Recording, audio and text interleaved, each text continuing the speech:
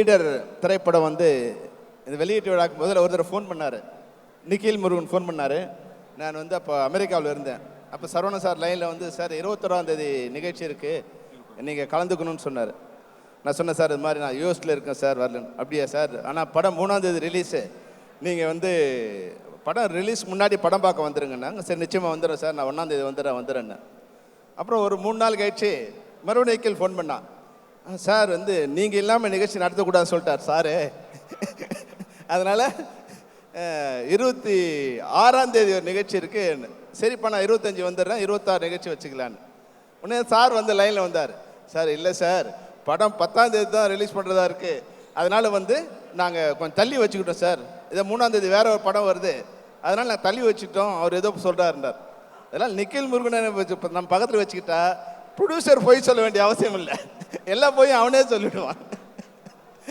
அப்புறம் வந்து வந்த உடனே மறுபடியும் 26ஆம் தேதி ஃபோன் பண்ண, என்னடா நிகழ்ச்சி இருக்கான்னு. இல்லை 3ஆம் தேதியே படம் ரிலீஸு, அதனால் 29ஆம் தேதி நிகழ்ச்சி வச்சுட்டோன்னு. சரி ஓகே, எப்படி இருந்தாலும் நான் இல்லாமல் இந்த நிகழ்ச்சி நடக்கக்கூடாதுன்னு இறைவன் எழுதியிருக்காரு, அதனால் இந்த நிகழ்ச்சி வந்த பிறகு ரொம்ப சந்தோஷம். விவேக பேசும்போது சொன்னான்னு நினைக்கிறேன் வந்து, அதாவது வந்து சரவணனோட வெற்றிக்கு என்ன தாரக மந்திரத்தை அவங்க அப்பா சொன்னார்னு. அவங்க அப்பாவை நான் சந்திச்சிருக்கேன். 85லேருந்து 87 வரைக்கும் நான் சரவண சீட்டில் வந்து அங்கே ரங்கநாத் தெருவில் வந்து நான் வாடகை குடியிருந்தேன். அப்போ அசிஸ்டன்ட் டைரக்டராக இருக்கும்போது அப்போ நான் வந்து அந்த கடைக்கு போவோம். உங்களுக்கு தெரியும், அசிஸ்டன்ட் டைரக்டர் அப்போ சினிமாவில் அசிஸ்டன்ட் டைரக்டர்னா சம்பளம் வாங்காத ஒரு வேலைக்காரனுக்கு தான் அசிஸ்டன்ட் டைரக்டராக சினிமாவில் இருந்துக்கிட்டு இருப்போம். அப்போது போய் அடிக்கடி கடைக்கு போவோம், கடைக்கு வாங்குவோம், வாங்க மாட்டோம். அப்போ 100 ரூபாய்க்கு கீழே வந்து 99 ரூபாய்க்கு சட்டை போட்டிருப்பாங்க. அந்த 100 ரூபா வந்தவுடனே அந்த சட்டை வாங்கலாங்கிறதுக்காக போய் பார்த்துட்டு வருவோம். ஒரு தடவை வந்து தீபாவளிக்கு வந்து சித்ரா சார் இருந்தார், போயிட்டார். எனக்கு தீபாவளிக்கு வந்து எனக்கு ஒரு 500 ரூபா பணம் கொடுத்தாங்க. அதை வாங்கிக்கிட்டு ட்ரெஸ்லாம் எடுக்க போகலான்னு. எனக்கு 500 ரூபாய்க்கு ஒரு குடும்பத்துக்கே வந்து ட்ரெஸ் எடுக்க முடியும்னா சரவணா சூட்டில் தான் எடுக்க முடியும். அப்போ நான் என்னோட அம்மாவுக்கு, என் குழந்தை, என் தம்பிக்கு, என் தங்கச்சிக்கு எல்லாருக்கும் வந்து ட்ரெஸ் எடுத்துகிட்டு, நான் ஏற்கனவே பார்த்தா 99 ரூபான்னு அந்த சட்டை இருந்தது. அதனால் அந்த சட்டையை எடுத்துக்கிட்டு நான் போகும்போது அவன் பார்த்தா அது பக்கத்து ரேக்லேருந்து இந்த ரேக்குக்கு மாறி இருக்கும்போது அது விலை வந்து 199. நான் கரெக்டாக கணக்கு பண்ணி 490 ரூபாய் வர்ற மாதிரி கணக்கு பண்ணி எடுத்துகிட்டு போய் அங்கே கவுண்டரில் கொடுக்கும்போது அவங்க பார்த்துட்டு நான் அதுக்கு முன்னே 4-5 தடவை அந்த கடைக்கு வந்து பார்த்துட்டு போயிருக்கேன், எந்த சட்டை எடுக்கிறது, கணக்கு பணம் வந்தால் எந்த சட்டை எடுக்கலான்னு பார்த்துட்டு போயிருக்கேன். அப்போ பார்த்துட்டு இருந்தால் அந்த சட்டையோட விலை 199. அப்போ வந்து 590 ரூபா வந்துடுச்சு. எங்கிட்ட 500 ரூபா தான் பணம் இருந்தது. உடனே எங்கள் அப்பா சொன்னார், அந்த பில்லு தப்பாக வந்துடுச்சு சார். நான் சொன்னேன், இல்லை சார் இது 99. கடையில் ஒர்க் பண்ண சொன்னார், இல்லை சார் பக்கத்து ரேக்லேருந்து இது மாறி வந்துடுச்சு அப்படின்னார். உடனே அப்பா சொன்னார், பரவாயில்ல சார் நீங்கள் வச்சுங்க அப்படின்னார். இல்லை சார் பணம் இல்லைன்னு. பரவாயில்ல சார் பணம் வரும்போது கொடுக்கலாம், நீங்கள் வச்சுங்கன்னு. அதாவது வந்து 100 ரூபாய்க்கு சட்டை வாங்கினவனுக்கும் அவருக்கு அதே மரியாதை கொடுத்தாரு, லட்சம் ரூபாய்க்கு சட்டை வாங்கினவங்க அதே மரியாதை கொடுத்தாரு. அதாவது கஸ்டமரை மதித்த ஒரு முதலாளியாக அவர் இருந்தார். அதுதான் வந்து அவங்களோட வெற்றிக்கு ஒரு காரணமாக நான் நினைக்கிறேன். அதுபோல் இந்த படத்தை பார்த்த உடனே நான் துரைக்கு ஃபோன் பண்ணேன். துரை வந்து என்னுடைய மிக நெருங்கிய நண்பர்னா நான் வந்து கருடன்னு பார்த்தோன்னு சொன்னேன், சூரியன் இது மாதிரி மாற்ற முடியும், ஒரு டைரக்டரால் மாற்ற முடியும். நிச்சயமாக சூரிக்கு ஒரு எமோஷனல் கொடுத்து சூரி கத்தி எடுத்து வெட்டினான்னா அந்த எமோஷனல் வர வைக்க முடியும்னா அது நீ ஒரு கிரேட் டைரக்டர் செந்தில், நீ நிச்சயமாக ஒரு நல்ல படம் பண்ணுவ. அப்புறம் அது மாதிரி இந்த படம் பண்ணும்போது சொன்னேன், செந்தில் சரவணன் வந்து ஒரு தங்க முட்டை போடுற தங்க முட்டை போடுற ஒரு வாத்து நம்ம இண்டஸ்ட்ரிக்கு வந்திருக்காரு.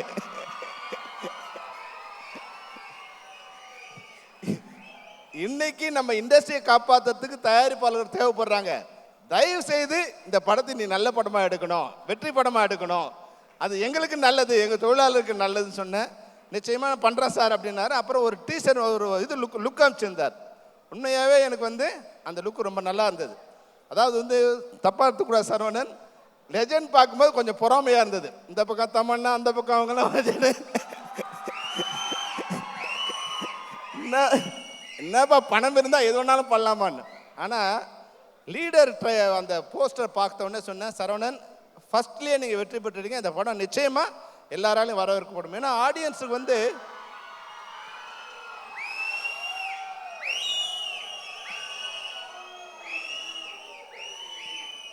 படம் எப்படி ஓடுதுங்கிறது வந்து எங்களால் கண்டுபிடிக்கவே முடியாது. ஏன்னா நான் வந்து ஒரு படத்தை 100 நான் இல்லை, நாங்கள் ஒரு படத்தை 100 தடவை பார்ப்போம். டபுள் பாசிட்டிவ்ல வந்து அந்த படம் ரிலீஸ் பண்ணுற வரைக்கும் 100 தடவை பார்ப்போம். அதில் இருக்கிற தப்பு எங்களால் கண்டுபிடிக்க முடியாது. ஆனால் படம் ரிலீஸ் ஆகி முதல் நாள் அந்த ஃபஸ்ட்டு ஆடியன்ஸோட உட்காந்து பார்ப்போம் பாரு, அப்போ எல்லா தப்பும் கண்டுபிடிச்சிருவோம். அவன் எங்கே கத்துறாங்க. அப்போ ஆடியன்ஸு தான் அந்த படத்தோட உண்மையான டைரக்டர்ஸு. அப்போ ஆடியன்ஸாக நான் வந்து படம் அந்த போஸ்டரை பார்த்தோன்னு சொன்னேன், சரவணன் இந்த படம் வந்து ஒரு மிகப்பெரிய வெற்றி அடையணும். அதனால் இந்த படம் மிகப்பெரிய வெற்றி அடையணும். ஆடியன்ஸுக்கெலாம் ஒரு கோரிக்கை என்னென்னா, இந்த படத்தை ஜெயிக்க வைங்க, இல்லைன்னா ஜெயிக்க வைக்கிற வரைக்கும் படம் எடுத்துகிட்டே இருப்பாருங்க. அதனால் இன்னொரு விஷயம் சொன்னாங்க, அதாவது வந்து என்னென்னா, வணிகத்துறையில் மிகப்பெரிய ஒரு சாதனையை பண்ணார் அவங்க அப்பா வந்து. அதாவது வந்து நேர்மை, குறைந்த லாபம், நிறைய கஸ்டமர்ஸ், இதுதான் அவங்களோட வெற்றியோட இன்னொரு தாரக மந்திரம் நினைக்கிறேன். அப்புறம் இப்போ ஒரு செய்தி படித்தேன், அதாவது சினிமா துறையில் வந்து நிறைய சின்ன படங்கள் எடுக்க போகிறாரு அப்படின்னு. உண்மையாகவே வந்து சரவணன், எங்கள் சினிமாவுக்கு வந்து நிறைய தயாரிப்பாளர் தேவைப்படுறாங்க. உங்களை மாதிரி உங்கள் அப்பா எப்படி வந்து வணிகத்துறையில் ஒரு சாதனை பண்ணாரோ, அது மாதிரி நீங்கள் திரைத்துறையில் மிகப்பெரிய சாதனை பண்ணணும். இது போல் வந்து நீங்கள் ஒரு 50 இல்லை 100 படங்கள் கூட எங்களை எடுத்து எங்கள் திரைத்துறையை வாழ வைக்கணும். நிச்சயமாக உங்களுக்கு என்னோட நன்றியை தெரிவிச்சுக்கிறேன். தமிழ் ரசிகர்கள் உங்களுக்கு ஒரு மகுடம் கொடுக்குவாங்க. All the best, all the best, all the best. Thank you sir, thank you so much. இன்ப நாள் இது, இனிய நாள் இது. திரையுலகின் பாதுகாவலன் ஆர்கே செல்வமணி உள்ளிட்ட அரங்கம் மிகு ஆற்றலார்களே, தொலைக்காட்சி தோழர்களே, ஊடக நண்பர்களே, உங்கள் அனைவருக்கும் என் பணிவான மாலை தமிழ் வணக்கத்தின் மகிழ்வோடு தெரிவித்துக் கொள்கின்றேன். லீடர்னு சொன்னால் உண்மையிலேயே லெஜண்ட் சரவணன் லீடர் தான். அதுக்கு உதாரணம் ஒன்றா சொல்லின்னு கேளுங்க. நீங்கள் அமைதியாக இருந்தால் தான் நான் சொல்ல முடியும், கருத்து உங்களுக்கு வரும். முதல் வணிகத்துறையில் வந்து தானே விளம்பரம் பண்ணி இன்றைக்கி அத்தனை பெரிய பெரிய நிறுவனங்களோட உரிமையாளர்களும் விளம்பரம் அவங்களே நடித்து பண்ணுற அளவுக்கு அதுக்கு ஒரு அடித்தளம் அமைத்து தந்தது, பாதை அமைத்து தந்தது லெஜண்ட் சரவணன் அவர்கள் தான்.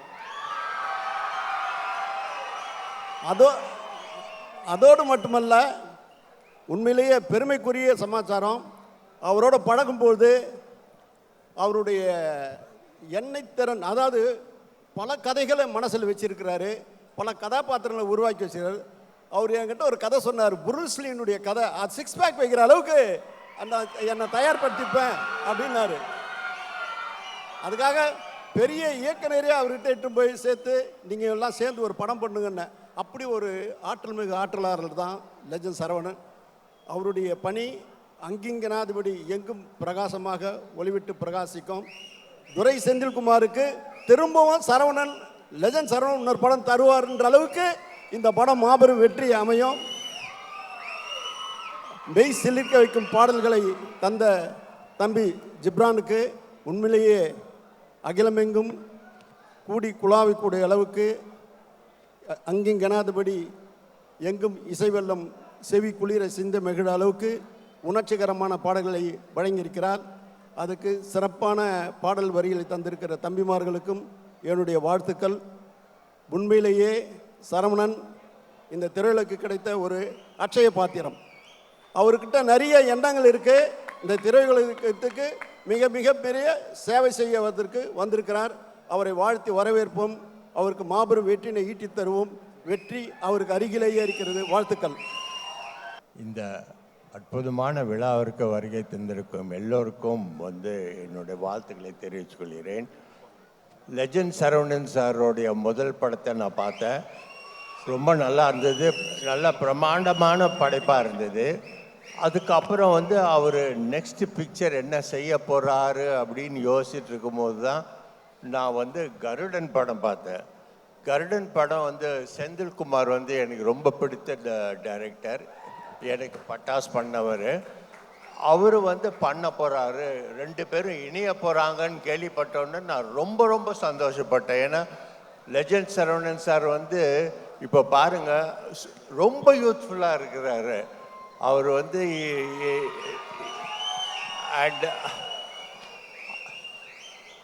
யூத்ஃபுல்லாக இருக்கிறாரு. அவங்களுக்கு பியூட்டிஃபுல் ஹீரோயின், ஜிப்ரான் சாரோட மியூசிக் எல்லாமே அற்புதமாக அமைஞ்சிருக்கு. இந்த படம் நிச்சயமாக ஒரு மாபெரும் வெற்றி அடையும் என்ற எந்த ஒரு சந்தேகமும் இல்லை. வெற்றி விழாவில் சந்திப்போம். Thank you sir, thank you so much. இந்த மிகப்பெரிய ஆளுமையில் இருக்கும் இந்த ஒரு நேரத்தில் ஆக்ஷன் டீசரை பார்ப்பதற்கான நேரம் இது. பார்த்துருவோமா?